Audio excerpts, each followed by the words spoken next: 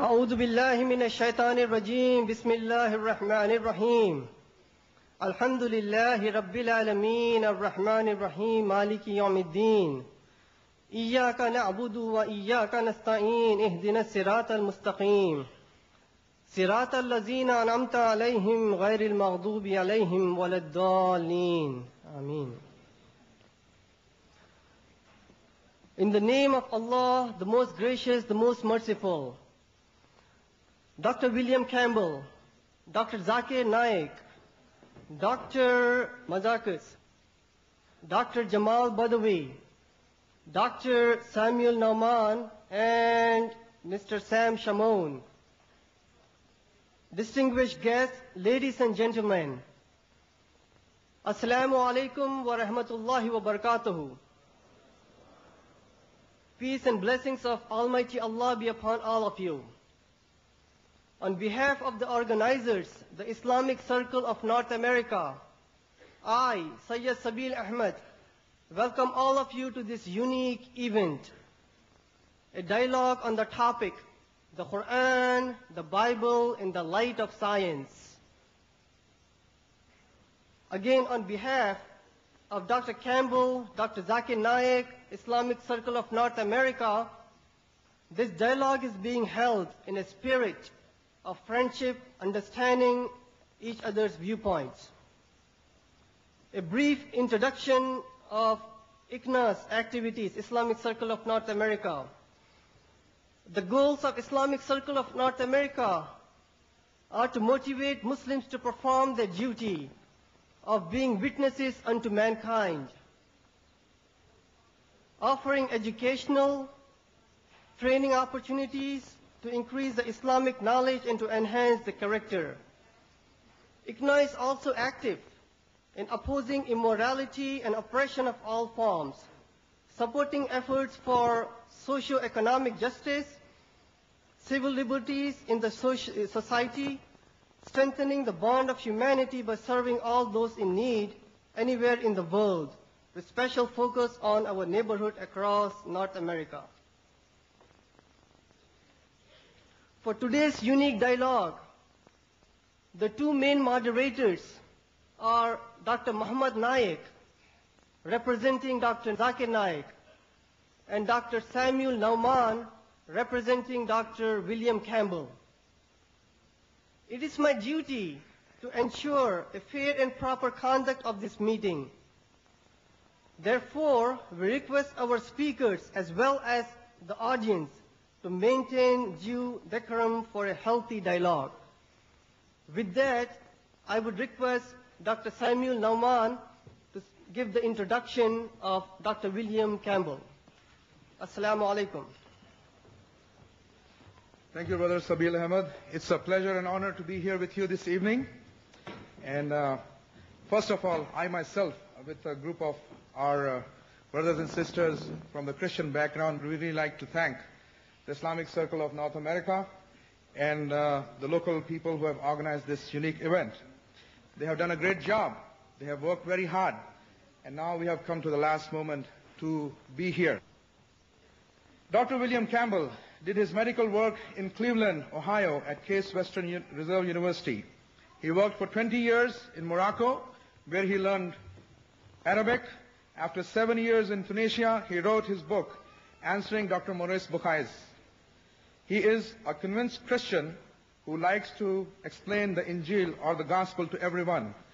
At age 74, Dr. Campbell is retired with 10 grandchildren. And we are really thankful and we are really happy to be here with you tonight. Thank you.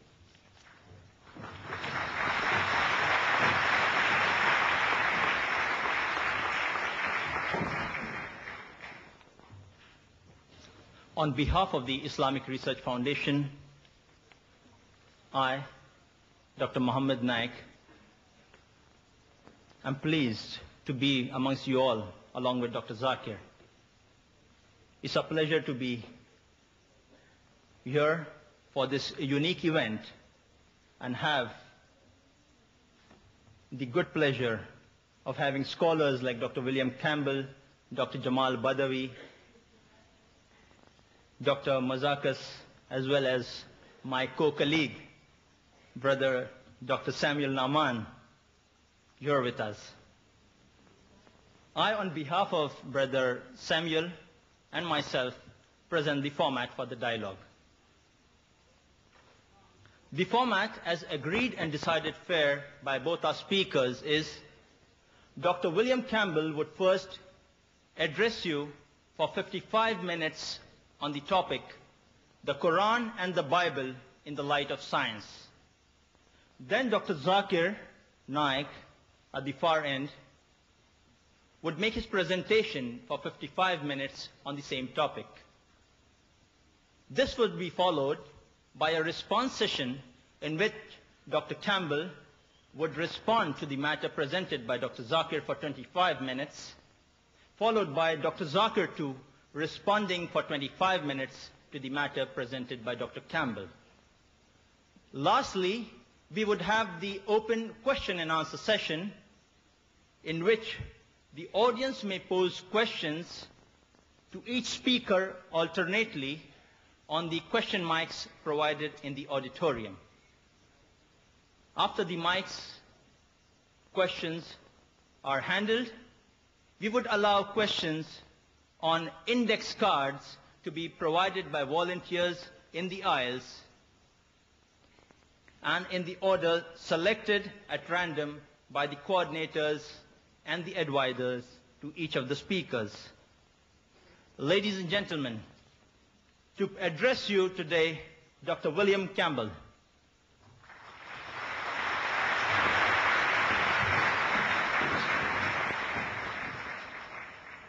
Greeting to Dr. Naik, who almost surely came the farthest.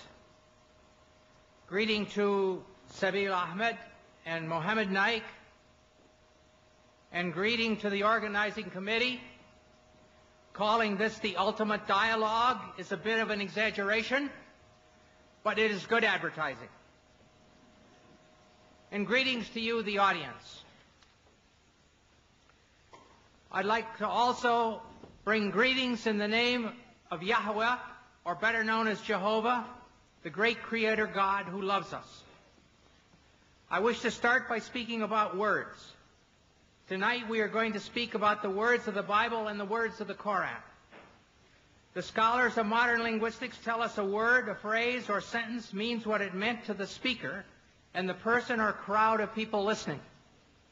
In the case of the Quran, what it meant to Muhammad and those listening to him. In the case of the Bible, what it meant to Moses or Jesus or those listening to them. To check this, we have the context of all the usages in the Bible or the Quran. In addition, there is the poetry and letters of that century. For the Gospel, the 1st century A.D. For the Quran, the 1st century of the Hijra. If we are going to follow the truth, we may not make up new meanings. If we are seriously after truth, there are no permissible lies. Here is an example of what I am talking about. You can have the first slide here.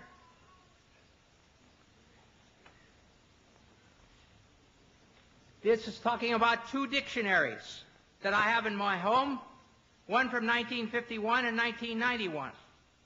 In these two dictionaries, the first meaning, pig, a young swine of either sex, is the same. The second meaning, any swine or hog, any wild or domestic swine, it's the same. Third, the flesh of swine, pork, is the same. Then the meaning, a person or animal of piggish habits, it's the same. A person who is gluttonous. And down here, pouring metal into a pig for pig iron is the same. But over here is a new meaning, a police officer. You need to call the police officers pigs. All right, the question is, in the Torah, it says you can't eat pigs. Well, can I turn around and say, oh yes, that means police officers, you can't eat police officers? Of course not. In the Quran, Allah says can't eat pigs. Can I translate it, can't eat police officers? No. It's wrong. It would be stupid. It would be lying, actually. Mohammed did not mean police officers. Moses did not mean police officers. We may not have any new meanings. We must use the meanings known in the 1st century AD for the Bible, or that is for the Gospel, and the 1st century of the Hijra for the Quran.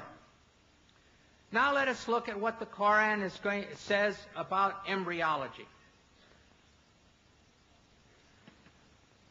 Oh, sorry, got the wrong thing.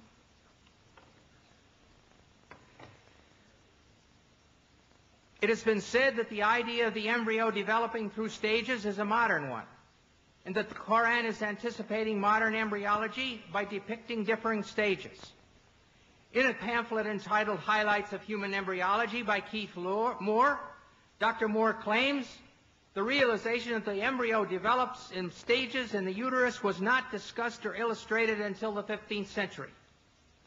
We will weigh this claim by considering the meaning of the Arabic words used by the Quran, and secondly, by examining the historical situation leading up to and surrounding the Quran. We will start by looking at the main words using the word alaka, main verses. The Arabic word alaka in the singular, or alaq as the collective plural, is used 6 times. In the Surah of the Resurrection, Al-Qiyamah, 75, 35 to 39, we read, "Was he man, not a drop of sperm ejaculated?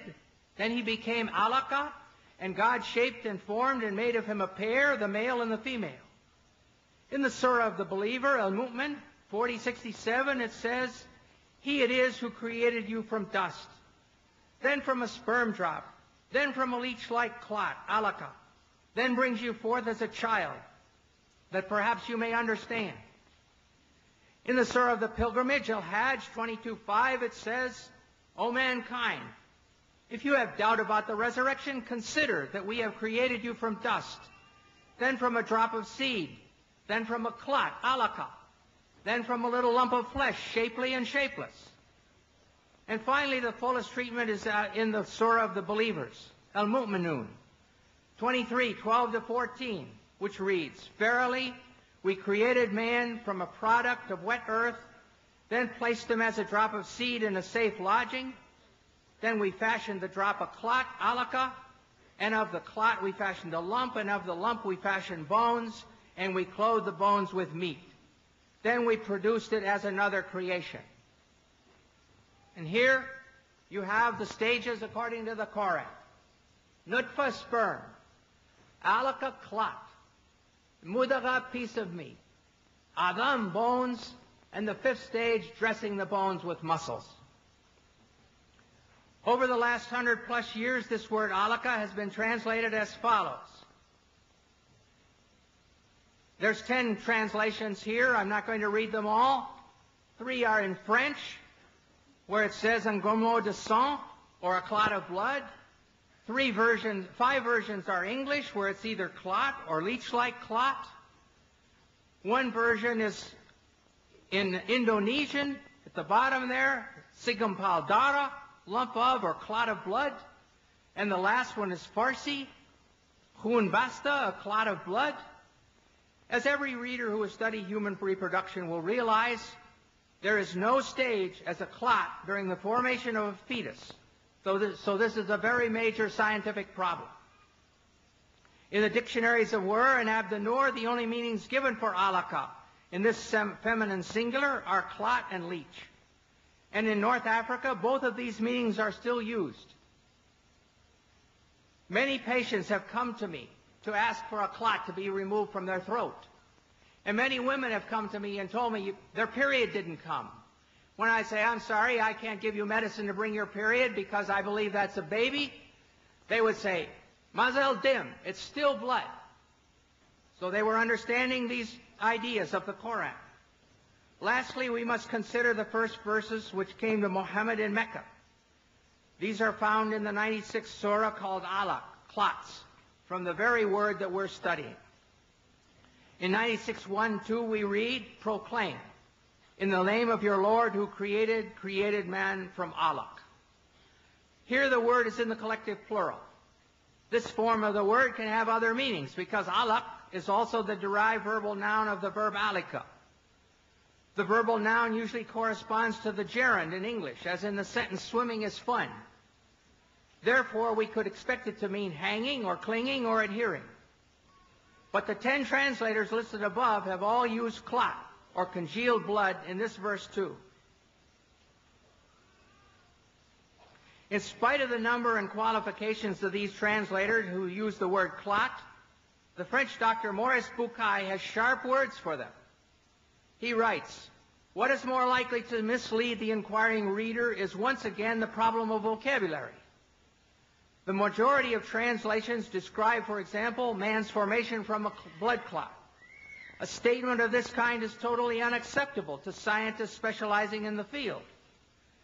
This shows how great the importance of an association between linguistic and scientific knowledge is when it comes to grasping the meaning of Quranic statements on reproduction." Put in other words, Bucaille is saying, nobody has translated the Quran correctly until I, Dr. Bucaille, came along. How does Dr. Bucaille think that it should be translated? He proposes that instead of clot, the word alaka should be translated as something which clings, which would refer to the fetus being attached to the uterus through the placenta. But as all you ladies who've been pregnant know, the thing which clings doesn't stop its clinging to become chewed meat. It keeps on being the thing which clings, which is attached by the placenta for 8.5 months. Thirdly, these verses say that the chewed meat becomes bones, and then the bones are covered with muscle. They give the impression that first the skeleton is formed, and then it is clothed with flesh, and Dr. Bucaille knows perfectly well that this is not true. The muscles and the cartilage precursors of the bones start forming from the somite at the same time.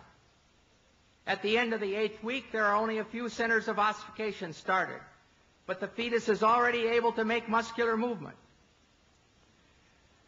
In a personal letter from Dr. T.W. Sadler, who's associate professor in anatomy and the author of Langman's Medical Embryology, Dr. Sadler states, at the 8th week post-fertilization, the ribs would be cartilaginous, not bone, and muscles would be present. Also at this time, ossification would just begin. Muscles would be capable of some movement at 8 weeks. It's always better to have 2 witnesses, so we shall see what Dr. Keith Moore has to say about the development of bones and muscles in his book, The Developing Human. Extracted from chapters 15 and 17, we find the following information. The skeletal system develops from mesoderm. The limb muscles develop in the limb buds that are derived from this somatic mesoderm. We see that here on this slide. It's difficult perhaps to see, but there's the limb bud. And then here there's just a little bit of cartilage with the muscles around. Here there's more cartilage.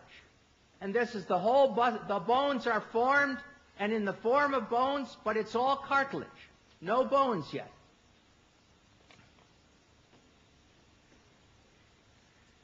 This second slide shows how it forms. Here's the cartilage. So just the bone looks like cartilage. And then it starts to have some calcium deposited. And then it starts to have ossification and bone form.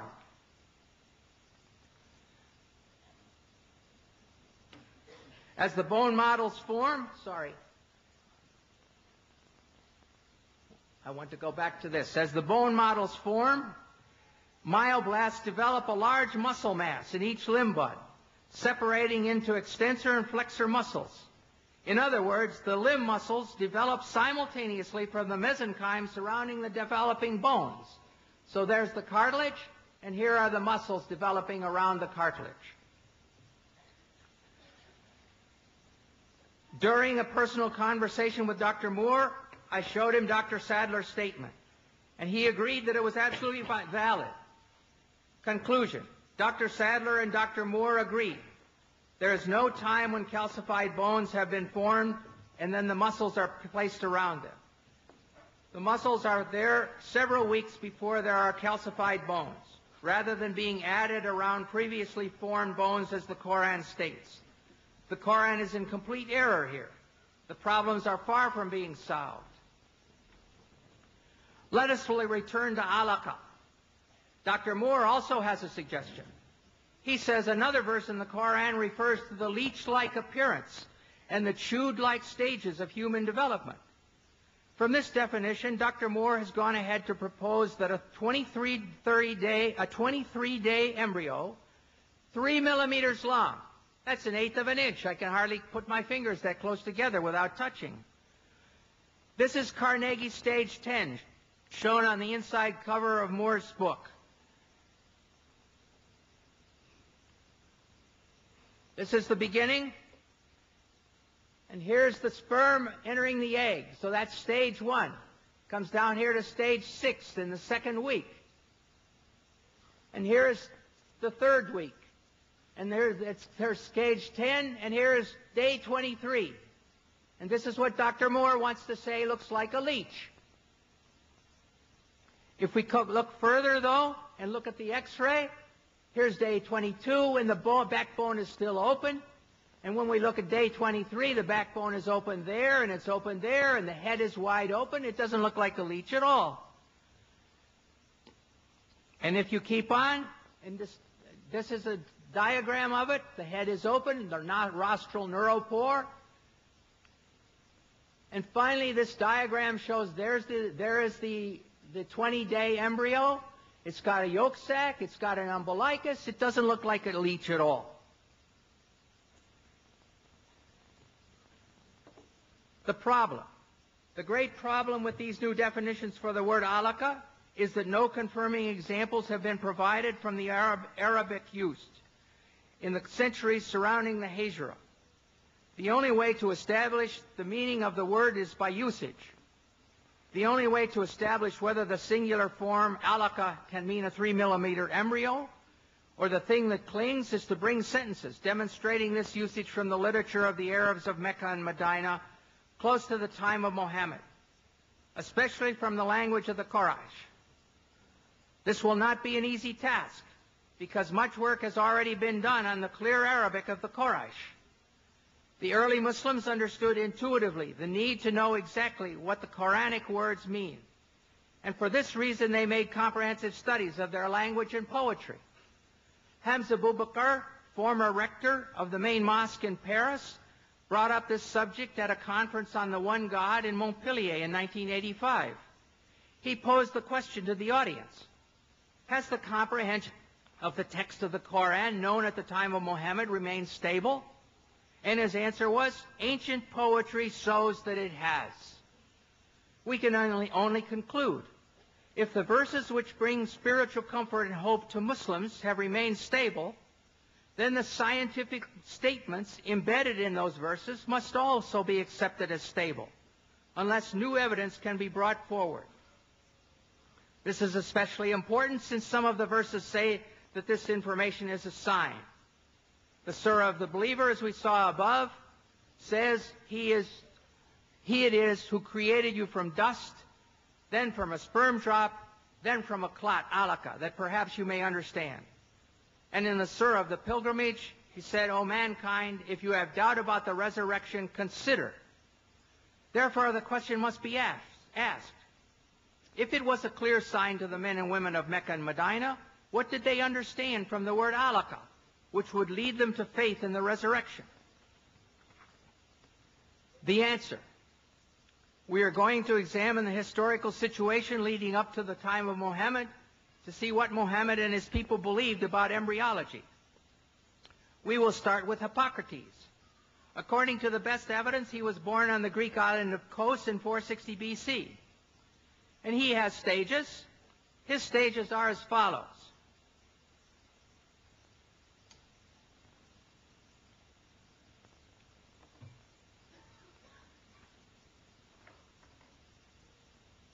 The sperm is a product which comes from the whole body of each parent.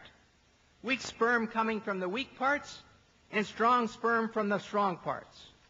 Then he goes ahead and talks about the coagulation of the mother's blood. The seed, embryo, then is contained in a membrane. Moreover, it grows because of its mother's blood, which descends to the womb. For once a woman conceives, she ceases to menstruate. Then about flesh. He says at this stage, with the descent and coagulation of the mother's blood, flesh begins to be formed with the umbilicus. And lastly, bones, he says, as the flesh grows, it is formed into distinct members by breath. The bones grow hard and send out branches like a tree. Next, we will look at Aristotle. In his book on the generation of animals, sometime about 350 BC, he gives his stages of embryology. And he talks about first semen and menstrual blood, or catamenia. In this section, Aristotle speaks of the male semen as being in a pure state. It follows that what the female would contribute to the semen of the male would be material for the semen to work on. In other words, the semen clots the menstrual blood. Then he goes to flesh. He says nature forms this from the purest material, the flesh. And from the residue thereof it forms bones. And lastly, around the flesh, around the bones, and attached to them by thin fibrous bands, grow the fleshly parts. Clearly, the Qur'an follows this exactly.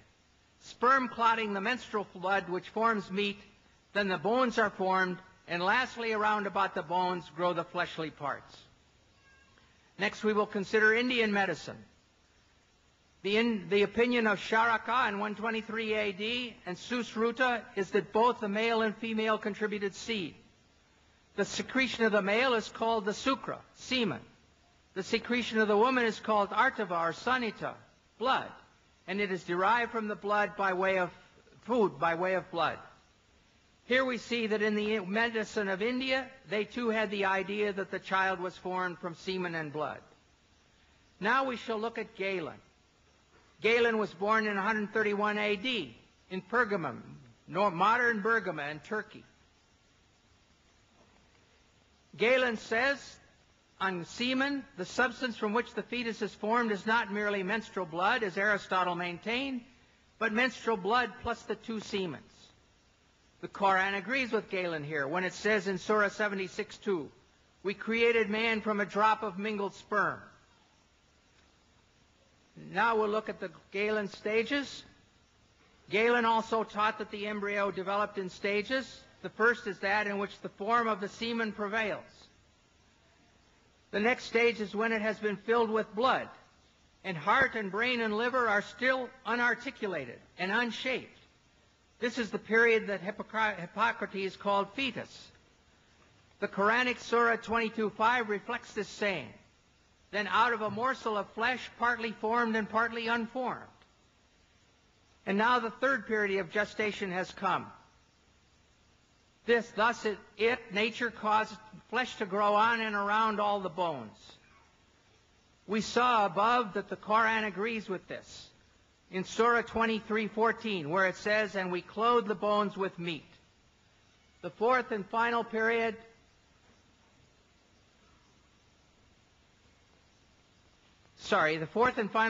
is at the stage when all the parts in the limbs have been differentiated.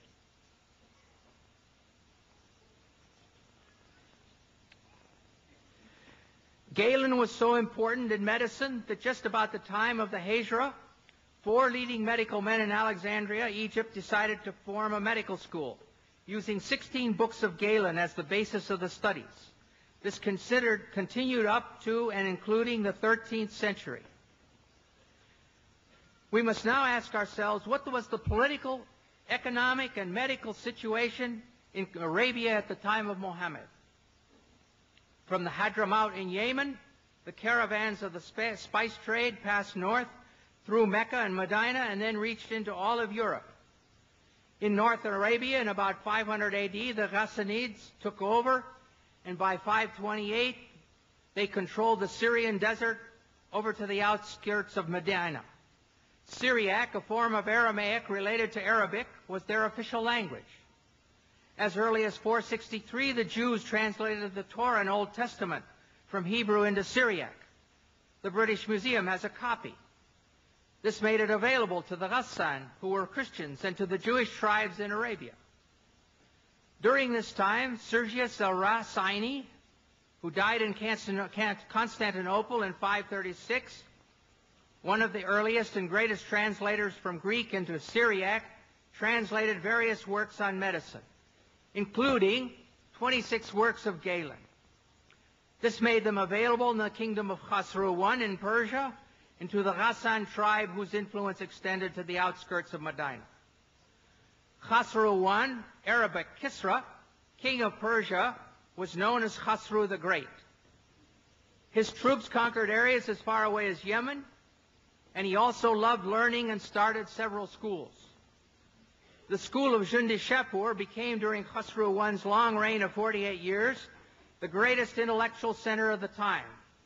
Within its walls, Greek, Jewish, Nestorian, Persian, and Hindu thought and experience were freely exchanged.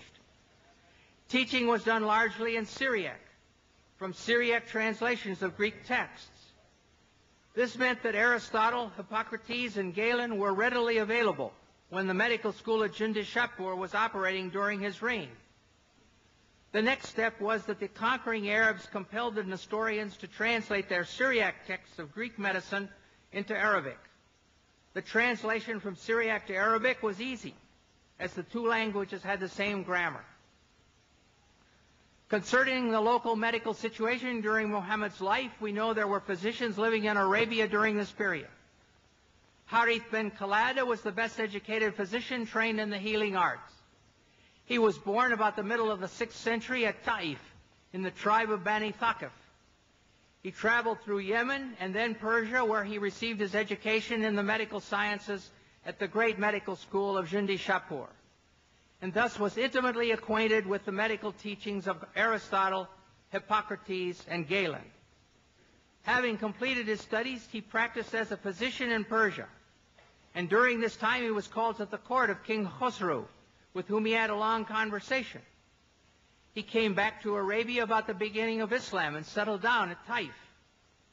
While there, Abu al-Khair, a king of Yemen, came to see him in connection with a certain disease, and on being cured, rewarded him with much money and a slave girl. Though Harith bin Khalada did not write any book on medicine, his views on many medical problems are preserved in his conversation with Khosrow. About the eye, he says that it is constituted of fat, which is the white part. And then the second is constituted with water, which is the black part, and of wind, which constitutes the eyesight. Well, these things we know to be wrong now, but this was Greek thought. All this goes to show the acquaintance of Harith with the Greek doctors.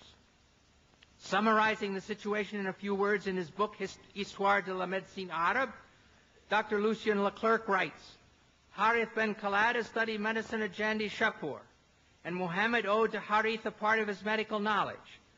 Thus with the one as well as the other, we easily recognize the traces of Greek medicine. Sometimes Muhammad treated the sick, but in the difficult cases, he would send the patients to Harith. Another educated person around Muhammad was Nadir bin Harith. Not related to the doctor, he was a Qurayshite and cousin of Muhammad, and had also visited the court of Khosrow. He had learned Persian and music, which he introduced among the Quraysh at Mecca. However, he was not sympathetic to Muhammad, mocking some of the stories in the Quran. Muhammad never forgave him for this, and when he was taken prisoner at the Battle of Badr, he caused him to be put to death.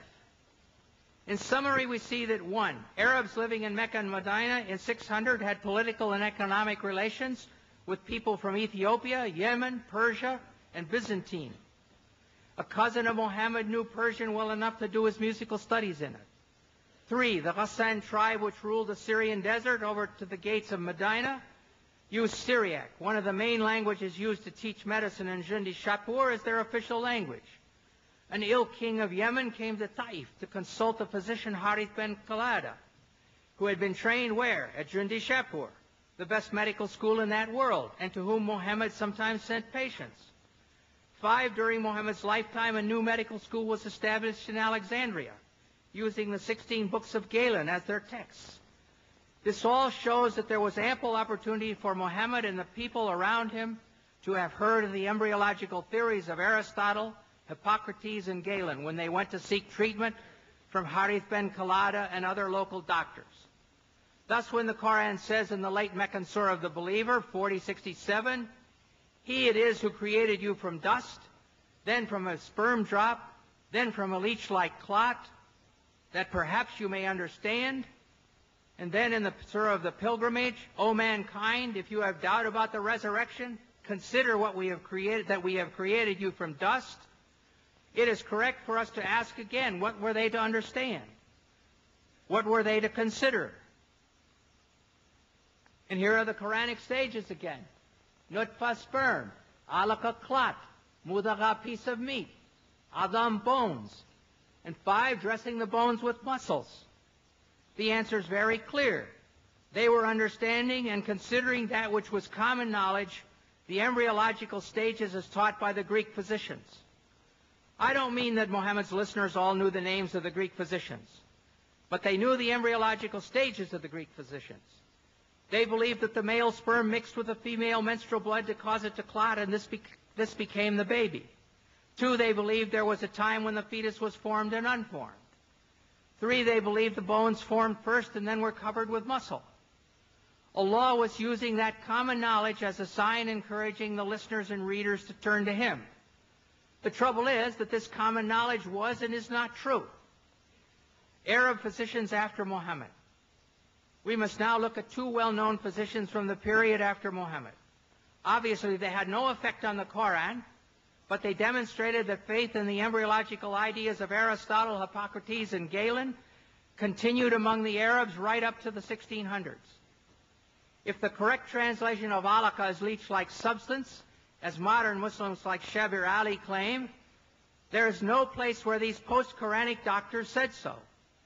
In fact, it's just the opposite.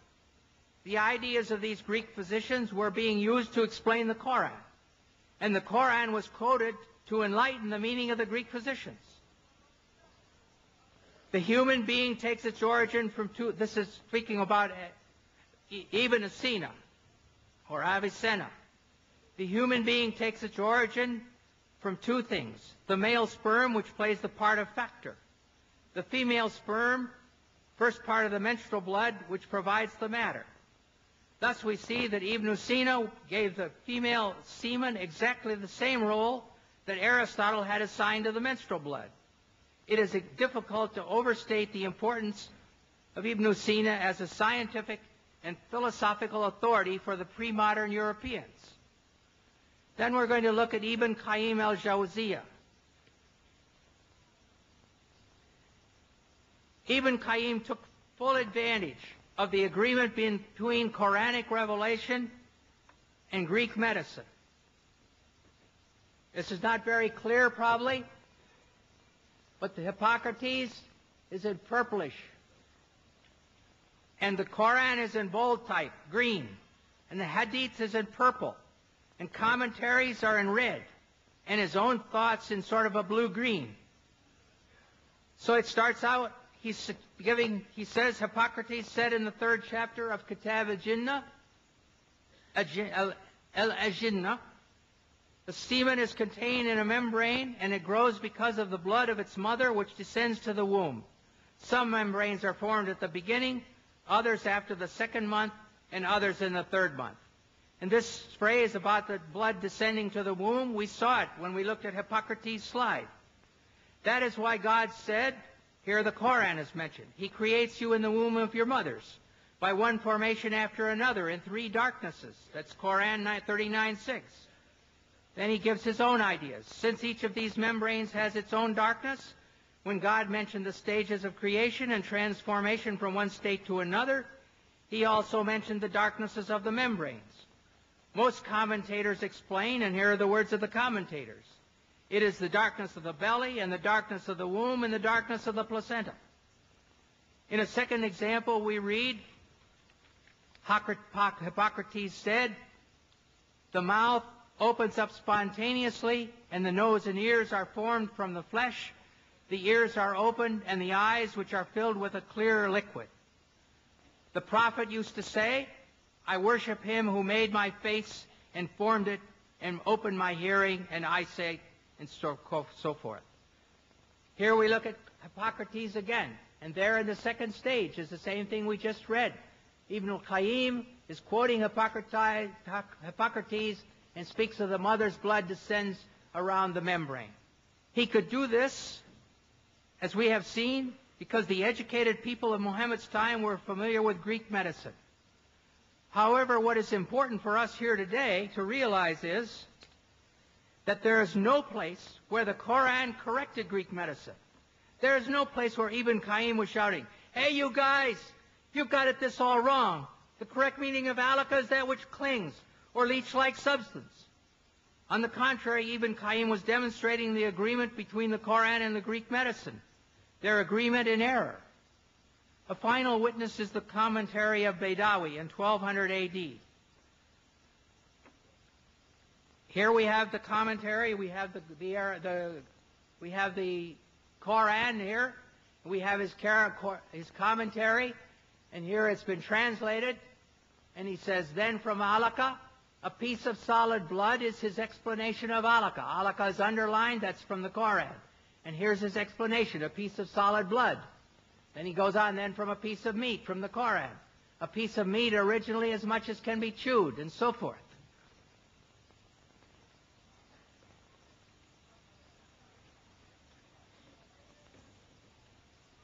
As I mentioned at the beginning of this study, it has been said that the idea of the embryo developing through stages is a modern one, and that the Quran is anticipating modern embryology by depicting differing stages. Yet we have seen that Aristotle, Hippocrates, the Indians, and Galen have all discussed the stages of embryological development during the 1,000 years before the Quran. And after the coming of the Quran, the account of the different stages, as described by the Quran and the Greek doctors, was carried on in the teachings of Avicenna and Ibn Qayyim, and is essentially the same as that taught by Galen and those preceding him. Concerning the bone stage, it's clear, as Dr. Moore demonstrated so capably in his textbook, that muscles start forming from the somites at the same time as the cartilage models of the bones. There's no bone stage where there's a skeleton sitting here and then the muscles are plastered around it. It's equally clear that alaka in the Quran means clot, and that the Quraysh who heard Muhammad speaking understood him to be referring to the menstrual blood as the female contribution to the developing baby. Therefore, we can conclude that during all these years, the Quranic verses on embryology, saying that man is created from a drop of sperm which becomes a clot, were in perfect accord with the science of the first century of the Hijra, of the time of the Quran.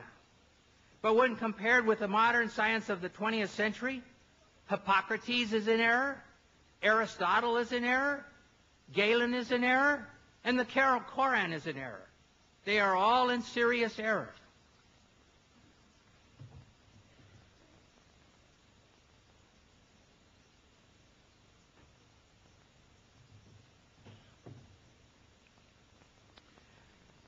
Now we're going to look at a little bit about moonlight. Does the Quran state that the moon gives off reflected light from the sun? Before this was common knowledge. In the Surah of Noah, 71, 15, 16, it says, "See ye not how Allah has created the seven heavens one above another, and made the moon a light, nur, in their midst, and made the sun as a lamp, siraj?" The moon is called a light, Arabic nur, and the sun a lamp, siraj. Some Muslims claim that since the Quran uses different words speaking about the light of the sun and the light of the moon, it reveals that the sun is a source of light, while the moon only reflects light. This claim is implied very strongly by Shabir Ali in his booklet Science in the Quran, and stated clearly by Dr. Zakir Naik in his video, "Is the Quran God's word?" as you will now see clearly.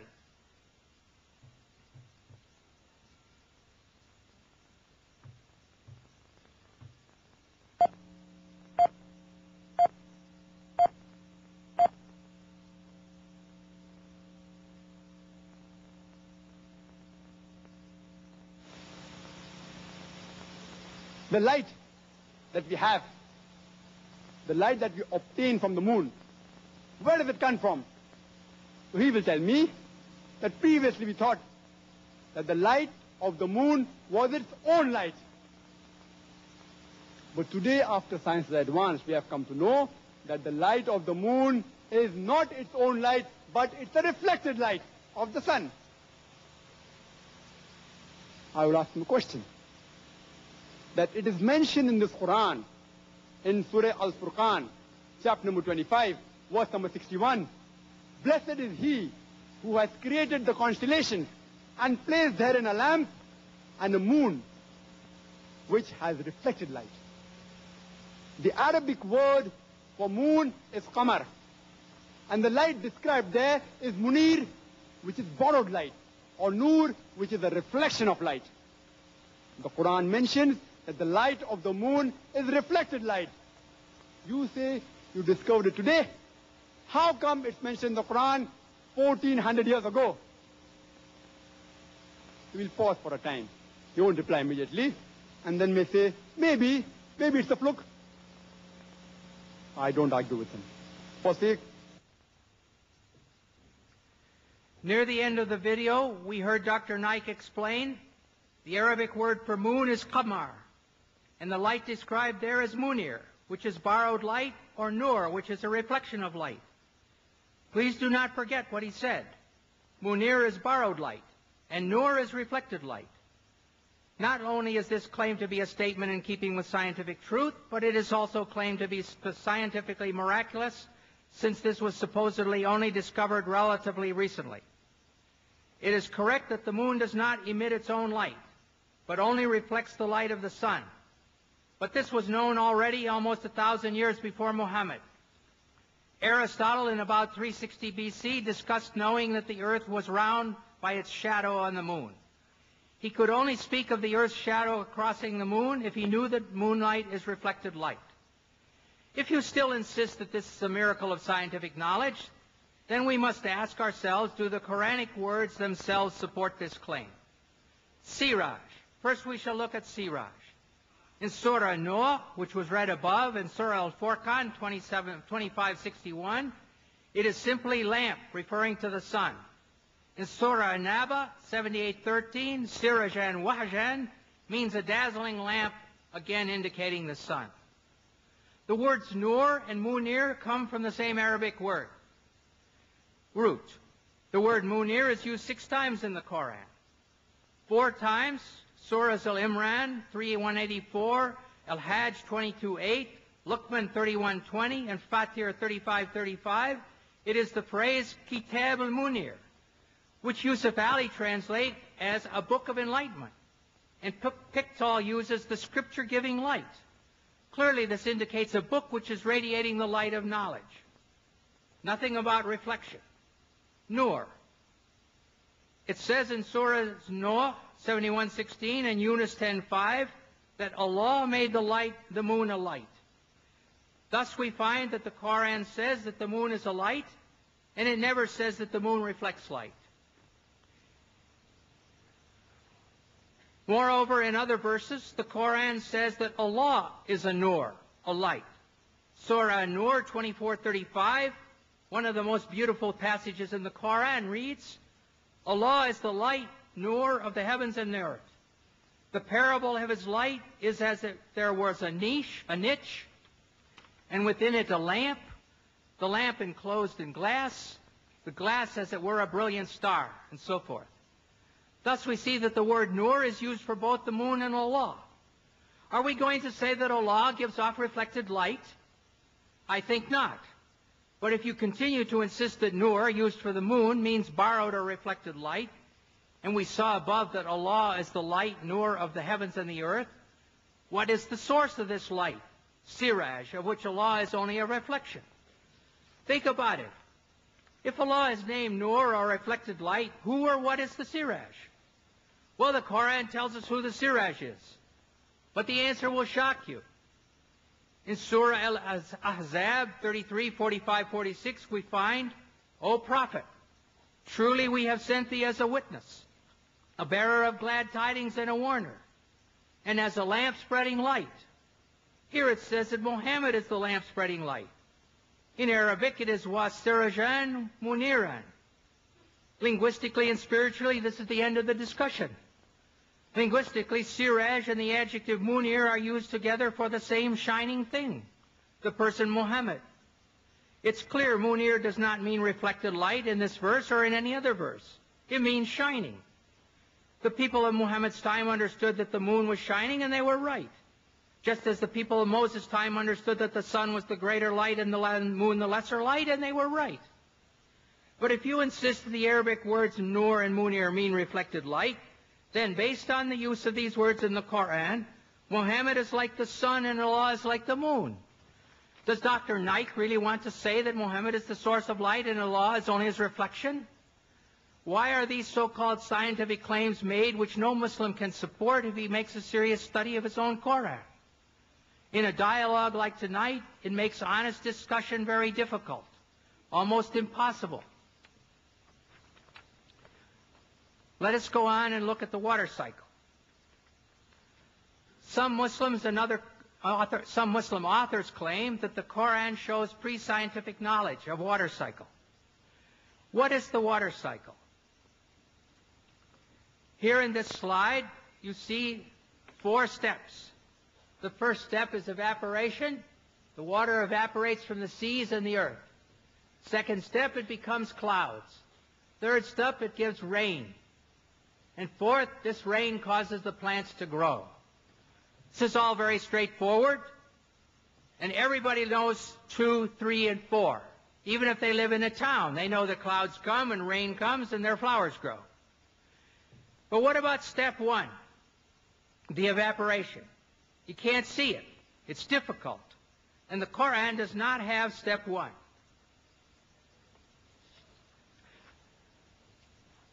Now we're going to look at a prophet from the Bible, a prophet from 700 BC, Prophet Amos.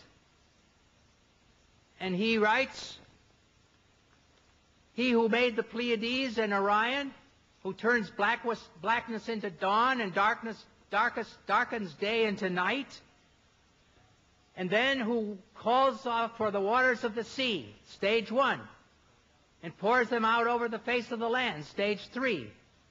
The Lord Yahweh is his name. And one other prophet is Job in 36, 26, 28, at least 1,000 years before the Hijrah. He says, "How great is God, beyond our understanding. The number of his years is past finding out." Stage 1, he draws up the drops of water, which distill from the mist as rain. That's stage 3. And then the clouds are mentioned, stage 2, which pour down their moisture and abundant showers fall on mankind. So here in the Bible, this difficult stage 1 is there from more than 1,000 years before the Quran. Now let us go on and look at mountains. The Quran has more than a dozen verses stating that God placed firm and unmovable mountains on the earth.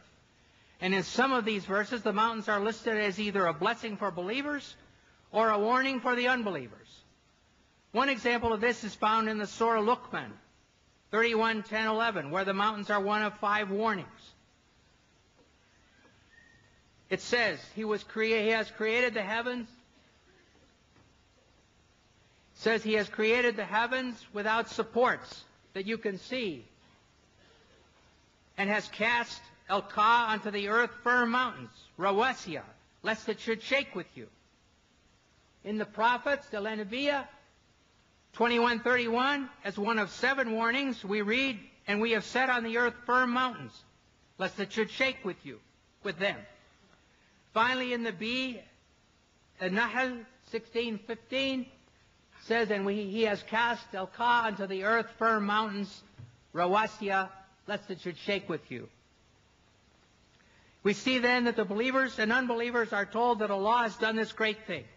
He's thrown down and placed the mountains so that the earth will not shake violently with them.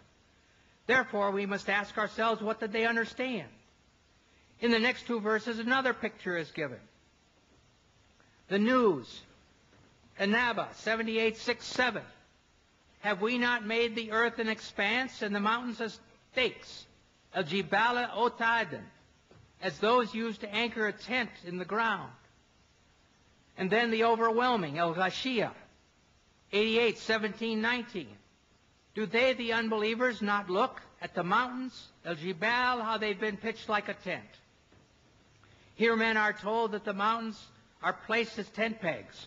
Tent pegs keep the tent stable. So again, the idea is put forward that the mountains will keep the earth from shaking. A third picture is presented in the word rawasiya, used for mountains. This word comes from the Arabic root arsa, and the same root is used for the Arabic word for anchor. To throw out or cast the anchor is elqa al-mirsa. So instead of cast the anchor to keep the ship from moving, we have cast the mountains to keep the earth from shaking. From these pictures, it is clear that Muhammad's followers understood that the mountains were thrown down like tent pegs to keep a tent in place, like an anchor to hold a ship in place, to stop the earth from moving, i.e. limit earthquakes. But in fact, this is false. The forming of mountains causes earthquakes. Therefore, these verses present a definite problem. Dr. Maurice Bucay recognized this and discussed them in his book, The Bible, the Quran, and Science. After quoting the above verses about mountains, he says, modern geologists describe the folds in the earth as giving foundation to the mountains, and the stability of the earth's crust results from this phenomenon of these folds. When asked about this, Professor of Geology Dr. David A. Young says, while it is true that many mountain ranges are composed of folded rock, and the folds may be of large scale, it's not true that the folds render the crust stable. The very existence of the folds is evidence of instability in the crust. In other words, mountains don't keep the earth from shaking. Their formation caused and still causes the surface of the earth to shake. Geological theories at the present time propose that the hardened crust of the earth is made of sections or plates, which slowly move in relation to each other. Sometimes the plates separate, like North and South America separating from Europe and Asia, and Europe and South Africa. And sometimes they go together, and they slide next to each other, and they bump into each other. And then they cause earthquakes. An example this time of mountain formation is found in the Middle East, where the migration of Arabia toward Iran has resulted in the Zagros range in Iran. In many parts of the world, as one travels along the roads, one sees a hillside where the sandstone layers, which were horizontal when they were deposited, are now sticking up at angles. And so here you can see these sandstone layers, which were horizontal in the beginning, now they're sticking up at 75 degrees, where they were pushed up there by an earthquake, by the mountains being formed. Sometimes the plates get caught on each other and stop sliding. During this period, great forces are built up. When the forces of friction are overcome, the piece of plate that was stuck lurches forward, causing the shock wave of a thrust quake. And all of a sudden it goes thunk like this. In a recent earthquake, it was calculated that the Cocos Plate in Mexico suddenly jumped forward 3 meters. Well, if your house suddenly jumped 3 meters, it would be a catastrophe. Another type of mountain is that formed by volcanoes. Lava and ash from inside the earth are thrown out and piled up until a high mountain is formed, even from the bottom of the sea. And we can see this kind of action in this picture. I hope you can see it. Not clear, is it?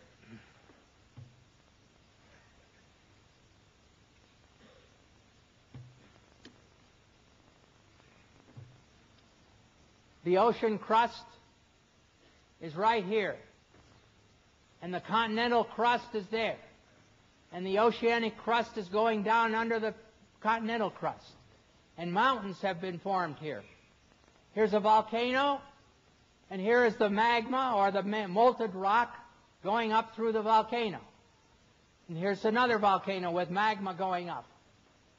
And so this is how the mountains are formed and earthquakes are formed.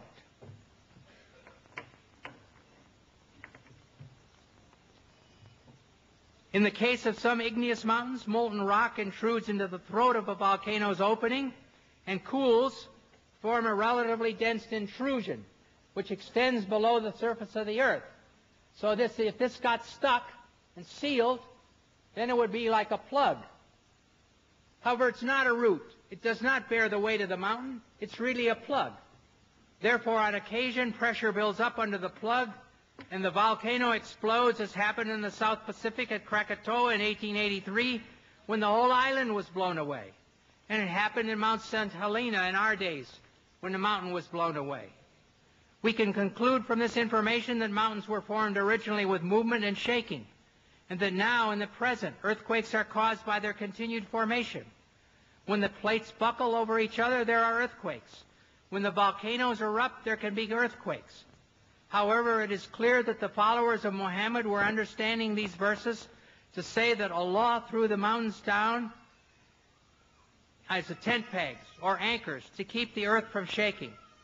Throwing the mountains down into the earth may be poetry, but to say that mountains keep the earth from shaking is a severe difficulty, which is out of step with modern science. Now we're going to take a little look at what the sun says about the Quran says about the sun.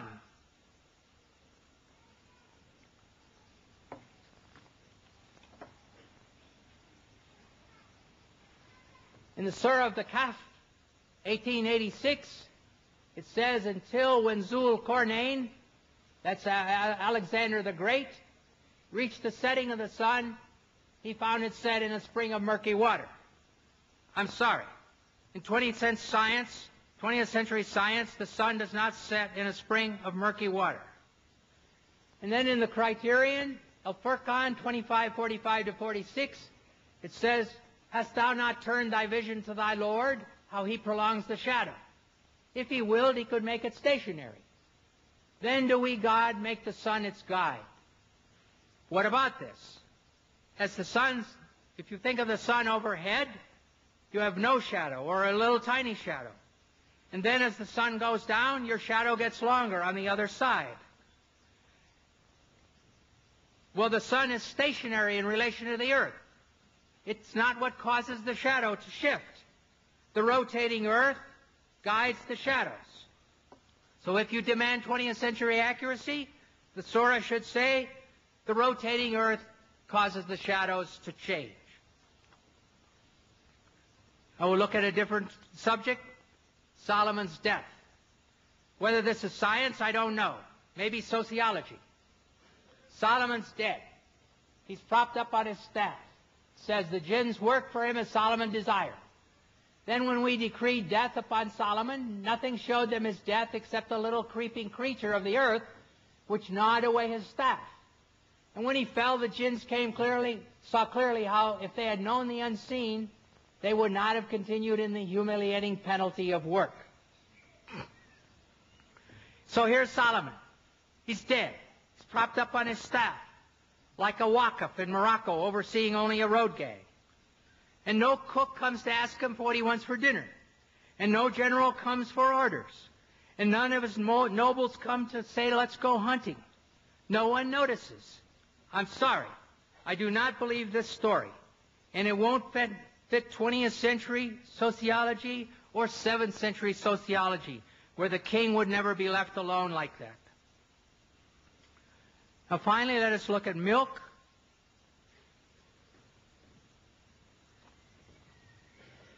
It says in the Surah of the Bee, An-Nahl 1666, we pour out to you from what is within their abdomen, the cattle's abdomen, between excretions and blood, milk, pure and agreeable to the drinkers. The abdomen where the intestines are, in 20th century medical science, the abdomen where intestines are is where the intestines are.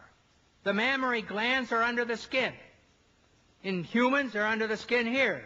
In cattle, they're under the skin between the legs. No connection. There's no connection between the breasts and the intestines and their feces in any way. Feces, though in the body, it really is outside of the animal. Animal's finished with it. It's not connected to milk or to anything else. And finally, going to look at communities. The Surah of the Cattle, Al-An'am 638, there is not an animal on the earth, nor a being that flies on two wings, but forms communities like you. Speaks about no animal on earth, not a being that flies. And then it says that every one of them is communities like you. And I assume that the Quran is speaking about we humans. Well, in some spiders, when they finish mating, the mother eats the father. Well, I'm glad that my wife didn't eat me. Even in bees, the extra male drones are thrown out to die. Well, I'm glad also that after we had 4 children, that my wife didn't push me out of the house, too. Finally, the lions. When a lion gets old, a male lion gets old, a young lion comes along and drives him away from his own wives. And the young lion takes over the wives.